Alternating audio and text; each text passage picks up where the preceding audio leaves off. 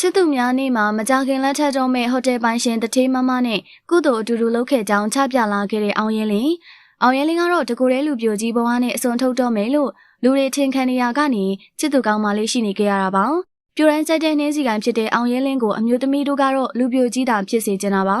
ဘလို့မိန်းကလေးနဲ့လက်ထက်မလဲဆိုပြီးတော့စိတ်ဝင်စားရကနေတကယ်လက်ထက်ဖို့စီစဉ်ထားတဲ့အမျိုးသမီးကတထေးမကြီးဖြစ်နေကြတာပါတထေးမကြီးကမှဟိုတယ်ပိုင်ရှင်တထေးမကြီးဖြစ်နေတဲ့အတွက်ပိုလို့တောင်အံ့အားသင့်စေပါတယ်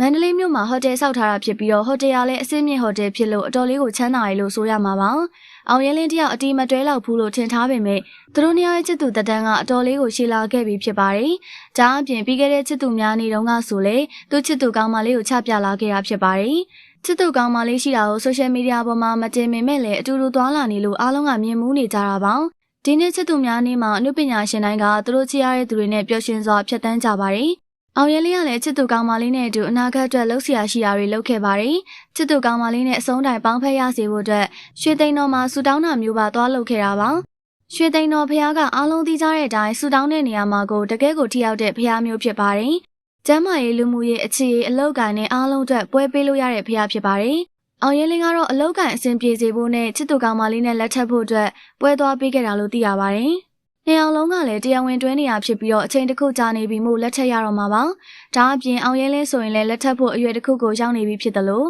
တစ်ဖက်မှာချစ်သူကောင်းမလေးကလည်းအရွယ်မငယ်လှတော့ပါဘူး။အသက်က40နာဝန်းကျင်အရွယ်ဖြစ်တာမို့လက်ထက်ပြီးကလေးယူဖို့အမြန်စီစဉ်ရမှာဖြစ်ပါတယ်။ဒါကြောင့်မို့နှစ်ယောက်စလုံးအတွက်အမြန်ဆုံးလက်ထက်တဲ့အချိန်ကိုရောက်ရှိနေပါပြီ။အောင်ရဲလင်းကချစ်သူကောင်းမလေးစီကနေတဲတဲလို့အချစ်ခံနေရတာလည်းဖြစ်နိုင်ပါတယ်။ချစ်သူများနေတုန်းကဆိုသူပေးတာထက်ကောင်းမလေးကသူ့အတွက်အိုင်ဘတ်လက်ဆောင်ပေးခဲ့တာဖြစ်ပါတယ်။ iPad ကိုမှနောက်ဆုံးထွက်လက်ဆောင်ပေးတာမို့တကယ်ကိုတန်မိုးကြည့်ပါတယ်။ငွေကြေးပြည့်စုံတဲ့သူဖြစ်တာမို့အောင်ရဲလင်းအတွက်ဆိုအစားအစာအရာရာအန်းနေတတ်တာပါ။ဒါအပြင်ရှူတင်နေဆိုလဲတောင်းလျှောက်လိုက်ကပါရမီဖြည့်ပေးနေရလို့သိရပါတယ်။အပြင်ပန်းကကြည့်ရင်အနေတီတန်းလို့ခက်ထန်နေလို့ထင်ရပေမဲ့တကယ်လက်တွေ့မှာစိတ်သဘောထားပြေးသွားတဲ့သူတယောက်လို့သိရပါတယ်။ကလေးတယောက်ဆောင်ဖြစ်တဲ့သားကျော်လေးပေါ်မှာဆိုလဲအောင်ရဲလင်းရဲ့ချစ်သူကအမြဲတမ်းငွေကြေးထောက်ပံ့ကကောင်းကောင်းဆက်ဆံပေးတာပါ။ဒီလိုတွေဆက်ဆံပေးတာကြောင့်လဲအောင်ရဲလင်းကသူ့ဘဝရဲ့လက်တွဲပေါ်ဖြစ်ရွေးချယ်ပေးထားတာဖြစ်ပါတယ်။အောင်ရဲလင်းကမိဘတွေကိုလှုပ်ကျွေးနေတာကြောင့်သာအိမ်အောင်ပြူတာနောက်ကျနေခဲ့တာပါ။မိဘတွေကအသက်ကြီးနေပြီမို့အနားမှာအဖော်အနေနဲ့နေပေးပြီးမှလက်ထပ်ဖို့ဆုံးဖြတ်ထားတာပါ။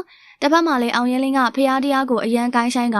အိမ်အောင်ဘက်ကောင်းတယောက်ရဲ့အသွင်ပြင်မျိုးရှိနေတာဖြစ်ပါတယ်။အောင်ရဲလင်းကိုသူနဲ့ရွယ်သူမျိုးရစေချင်တဲ့သူတွေကတော့အသက်ကြီးတဲ့အမျိုးသမီးတယောက်နဲ့လက်ထပ်မဲ့အပေါ်မှာနှမျောနေကြတာမျိုးရှိပါတယ်။ပရိသတ်ကြီးရောအောင်ရဲလင်းရဲ့ချစ်သူကောင်းမလေးအပေါ်ဘယ်လိုမြင်လဲဆိုတာပြောပြပေးခဲ့ပါအောင်ရှင်။